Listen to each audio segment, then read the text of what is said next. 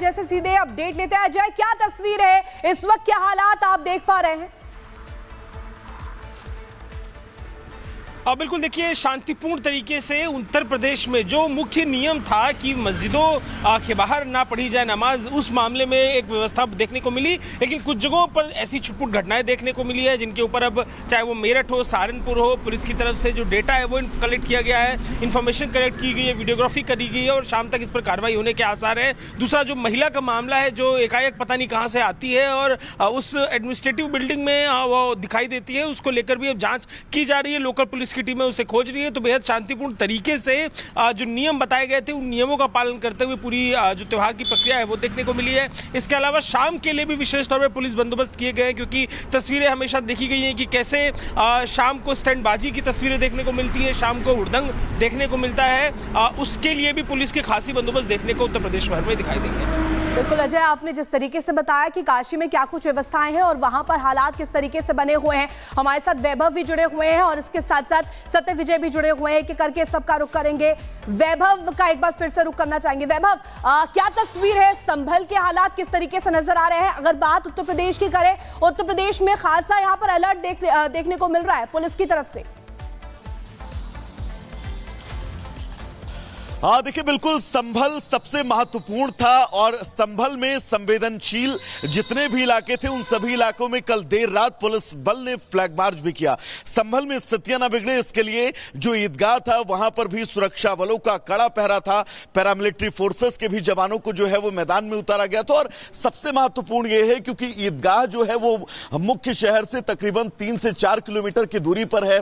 ईदगाह आने जाने वाले जो 2 पॉइंट थे उन दोनों पॉइंट पर 500 मीटर दोनों तरफ बैरिकेड्स की गई थी और बैरिकेड्स के अंदर किसी भी तरह के वाहनों को अंदर ले जाने की मनाही थी। और साथ ही जो वहां पर काजी थे उनकी तरफ से ये अपील मन से की जा रही थी कि कोई भी नमाजी जो है वो सड़क पर बैठकर नमाज न पढ़े। नमाज को लेकर पूरे इंतजाम किए गए हैं और यही वजह थी कि संभल में पुलिस की सुरक्षा के मद्देनजर सब कुछ बहुत शांतिपूर्वक जो है वो निपटा है।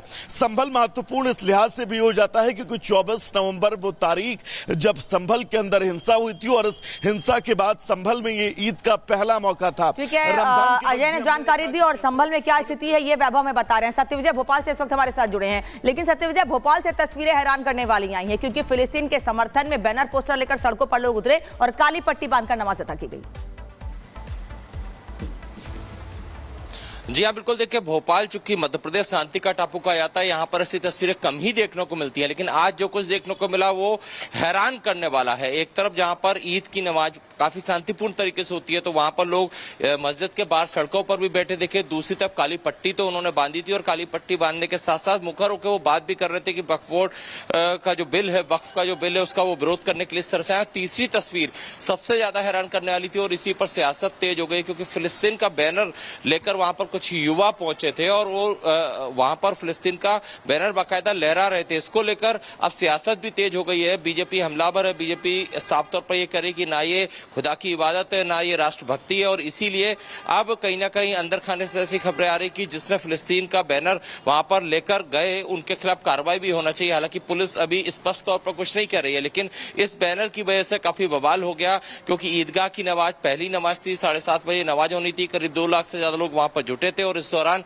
अचानक से ये तस्वीरें सामने आती हैं। काले पट्टी वाले लोग तो काफी ज्यादा दिखे, लेकिन फिलिस्तीन के बैनर के साथ जो लोग दिखे उसको लेकर अब उनकी तलाश या कहें कि उनको लेकर इंट डिपार्टमेंट जो है वो भी इनपुट खंगाल रहा है कि आखिर फिलिस्तीन का बैनर लेकर लोग वहां पर कैसे पहुंचे। दूसरी तरफ ये भी चीज देखी जा रही है कि जब और ये सवाल तो उठ ही रहा है कि फिलिस्तीन समर्थित झंडे लेकर क्यों वहां सड़कों पर लोग इकट्ठे हुए और मलाड की तस्वीरें भी सामने आई जिस पर कई सवाल उठे हैं। मुंबई का रुख भी करेंगे, लेकिन उससे पहले आपको दिखा देते हैं उत्तर प्रदेश के मुरादाबाद की तस्वीर, क्योंकि जब ईद के अवसर पर नमाज अदा करने के लिए लोग वहां पर पहुंचे तो कुछ तस्वीरें ऐसी सामने आई जिसने सभी को चौंका कर रख दिया। हालांकि प्रशासन का यह कहना है कि शांति व्यवस्था बनी हुई है।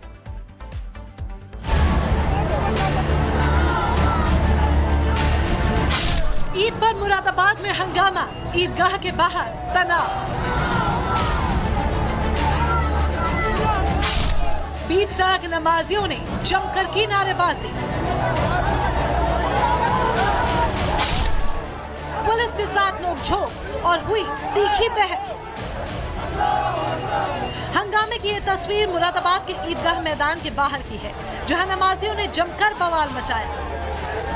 बीच सड़क वो जिस तरह हंगामा कर रहे थे और नारे लगा रहे थे, इस दौरान पुलिस के साथ उनकी तीखी बहस भी हुई। हम तो नमाज पढ़ने आए थे 6:30 बजे, हमने 7:30 बजे असेंबली करके चौराहे पर रोक दिया। अच्छा, आगे नहीं बढ़ने दिया। क्या कह दिया? ये कह दिया कि ईदगाह भर गई है। किसने खाली थी, पुलिस प्रशासन था। किसने रोक दिया? किसने? आप दोबारा पढ़ने आए, नमाज तो पढ़ेंगे ही। अब पुलिस रोक रही है और कौन रोकेगा? खाली पड़ी जगह आज खाली थी और पहले कह दिया कि जगह भर गई, जगह भर गई। 7:30 बजे बन गई, 8 बजे के बाद में नमाज है। अब पहले कह दिया कि जगह भर गई, अब जाने से देते कोई बाहर थोड़ी बैठ के। अब कुछ युवकों ने हंगामा भी किया। हंगामा क्या करा? अपनी आवाज नहीं उठाए। जानकारी के मुताबिक ईदगाह मैदान भर जाने के बाद अंदर जाने से लोगों को रोका गया, लेकिन ये नमाजियों को रास नहीं आया और बीच सड़क वो हंगामा करने लगे। बीच सड़क ही नमाज अदा करने लगे। पुलिस ने एक साथ सड़क पर नमाज पढ़ने से उन्हें रोका, लोगों से बारी बारी नमाज पढ़ने को कहा तो नमाजी भड़क गए और भाईजान पुलिस वालों से ही भिड़ गए। तो वो का इश्यू था कि उनको बेसिकली नमाज अदा होने के बाद उनको ईदगाह में ही नमाज पढ़नी थी। वो इमाम साहब के साथ वार्ता की गई और उनके द्वारा शांतिपूर्वक ढंग से नमाज अदा की गई है। लोगों को बॉर्डर पे बहुत पहले से रोक दिया गया, जबकि ईदगाह में काफ़ी जगह थी। तो हमने अधिकारियों से बात की कि भाई जब लोग ईदगाह में आ सकते थे तो उन्हें बहुत दूर दूर मतलब हर बॉर्डर पे क्यों रोक दिया गया। खैर बहरहाल जो भी लोग रह गए थे नमाज अदा करने से ईद की, उनकी अब दोबारा से नमाज हो रही है। इस हंगामे के बाद एसएसपी समेत तमाम वरिष्ठ अधिकारियों ने वहां का जायजा लिया। भीड़ कम होने के साथ ही ईदगाह मैदान की एंट्री दोबारा खोली गई। वहीं इस हंगामे के बाद सुरक्षा और भी ज्यादा बढ़ा दी गई है। लेकिन सवाल ये कि जब ईदगाह फुल हो गया था तो आखिर कोहराम क्यों मचाया गया?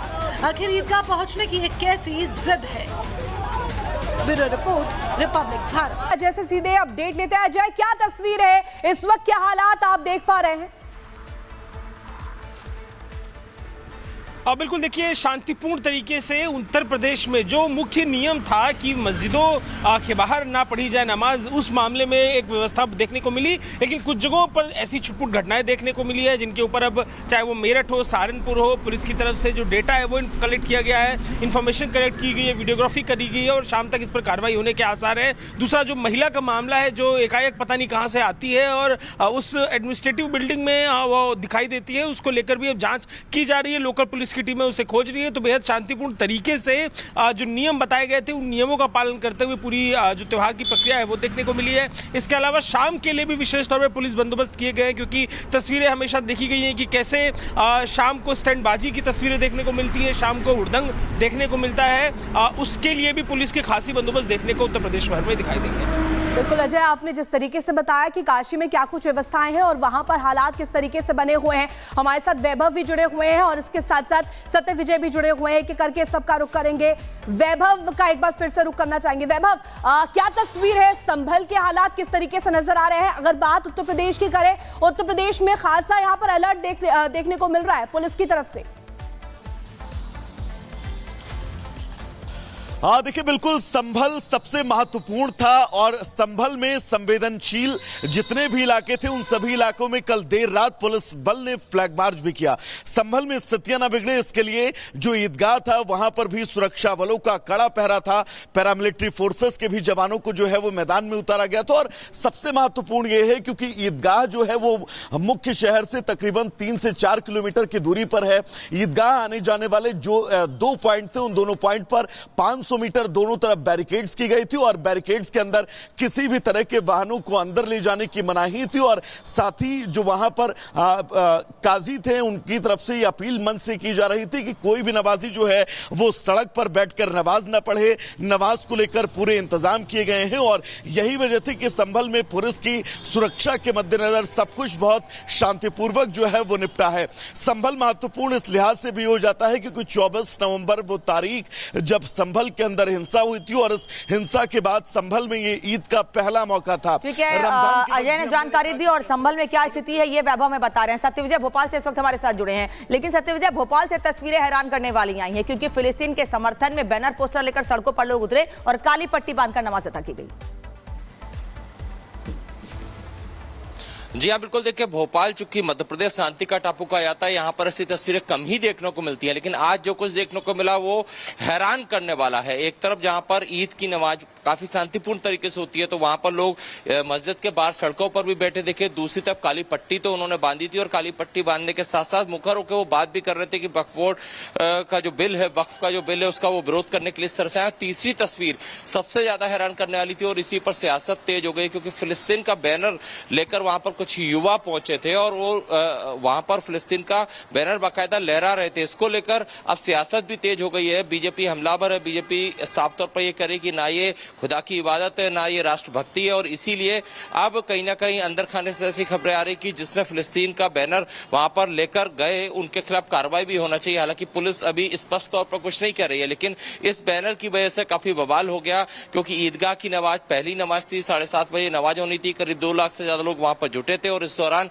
अचानक से ये तस्वीरें सामने आती हैं। काले पट्टी वाले लोग तो काफी ज्यादा दिखे, लेकिन फिलिस्तीन के बैनर के साथ जो लोग दिखे, उसको लेकर अब उनकी तलाश या कहें कि उनको लेकर इंट डिपार्टमेंट जो है वो भी इनपुट खंगाल रहा है कि आखिर फिलिस्तीन का बैनर लेकर लोग वहां पर कैसे पहुंचे। दूसरी तरफ ये भी चीज देखी जा रही है कि जब और ये सवाल तो उठ ही रहा है कि फिलिस्तीन समर्थित झंडे लेकर क्यों वहां सड़कों पर लोग इकट्ठे हुए, और मलाड की तस्वीरें भी सामने आई जिस पर कई सवाल उठे हैं। मुंबई का रुख भी करेंगे, लेकिन उससे पहले आपको दिखा देते हैं उत्तर प्रदेश के मुरादाबाद की तस्वीर, क्योंकि जब ईद के अवसर पर नमाज अदा करने के लिए लोग वहां पर पहुंचे तो कुछ तस्वीरें ऐसी सामने आई जिसने सभी को चौंका कर रख दिया। हालांकि प्रशासन का यह कहना है कि शांति व्यवस्था बनी हुई है।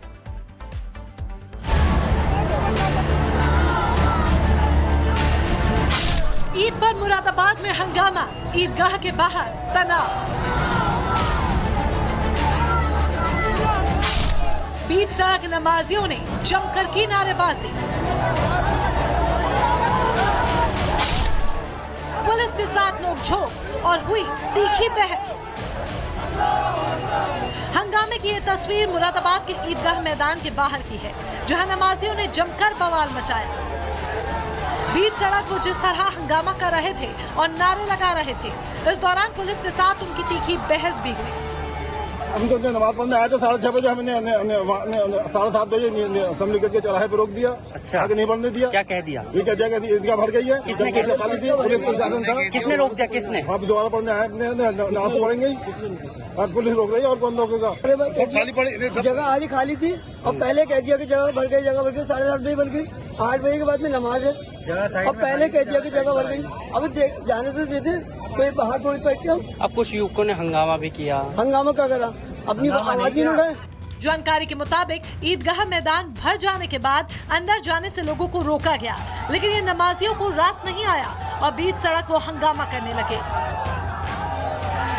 बीच सड़क ही नमाज अदा करने लगे। पुलिस ने एक साथ सड़क पर नमाज पढ़ने से उन्हें रोका, लोगों से बारी बारी नमाज पढ़ने को कहा, तो नमाजी भड़क गए और भाईजान पुलिस वालों से ही भिड़ गए। तो वो का इश्यू था कि उनको बेसिकली नमाज अदा होने के बाद उनको ईदगाह में ही नमाज पढ़नी थी। वो इमाम साहब के साथ वार्ता की गई, और उनके द्वारा शांतिपूर्ण ढंग से नमाज अदा की गई है। लोगों को बॉर्डर पे बहुत पहले से रोक दिया गया, जबकि ईदगाह में काफी जगह थी। तो हमने अधिकारियों से बात की कि भाई जब लोग ईदगाह में आ सकते थे तो उन्हें बहुत दूर दूर मतलब हर बॉर्डर पे क्यों रोक दिया गया। खैर बहरहाल जो भी लोग रह गए थे नमाज अदा करने से ईद की, उनकी अब दोबारा से नमाज हो रही है। इस हंगामे के बाद एसएसपी समेत तमाम वरिष्ठ अधिकारियों ने वहां का जायजा लिया। भीड़ कम होने के साथ ही ईदगाह मैदान की एंट्री दोबारा खोली गई। वहीं इस हंगामे के बाद सुरक्षा और भी ज्यादा बढ़ा दी गई है। लेकिन सवाल ये कि जब ईदगाह फुल हो गया था तो आखिर कोहराम क्यों मचाया गया? आखिर ईदगाह पहुंचने की एक कैसी जिद है? Bureau report, Republic Bharat.